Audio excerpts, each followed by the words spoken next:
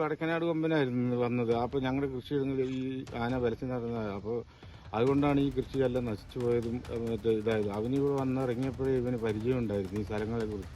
ഞങ്ങൾ നോക്കി നോക്കുമ്പോൾ ആന അങ്ങോട്ട് തിരിഞ്ഞ് അതിന് പഴയ വഴികളിൽ കൂടെ തിരിഞ്ഞു പോകാനുള്ള ഇതൊക്കെ നോക്കുന്നുണ്ടായിരുന്നു, കണ്ടു പരിചയമുള്ളത്. അപ്പം അങ്ങനെ പരിചയമുള്ളത്. അപ്പം നമുക്ക് ആനേനെ ഇവർക്ക് ഇപ്പം മെരുക്കിയെടുത്ത സമയത്താണ് ഇവർ ഈ ആനയെ കാണുന്നത്. നമ്മൾ അതിന് മുമ്പേ ആനേനെ കാണുന്നതില്ല.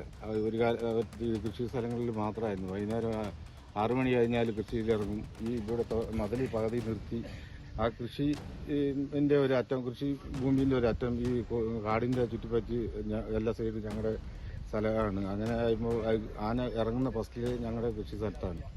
അത് കഴിഞ്ഞിട്ട് കയറിപ്പോയി കഴിഞ്ഞാൽ പിറ്റേ ദിവസം രാവിലെ തിരിച്ചു വരുമ്പോഴും ഇതിറങ്ങും. മറ്റേ കുറച്ച് ദൂരം കൃഷി സ്ഥലങ്ങളിലേക്ക്, കടകളിൽ അങ്ങോട്ട് കുറച്ച് ദൂരം ആൾ താമസമുള്ള മേഖലയിൽ പോയിട്ട് നേരം വെളുക്കുമ്പോഴാണ് ഇത് പലപ്പോഴായിട്ട് ഈ ആന തിരിച്ചിങ്ങോട്ട് ഇറങ്ങിപ്പോകുന്നതും.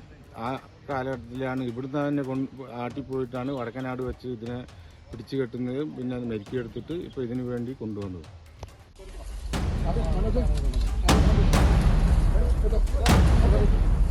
Ready?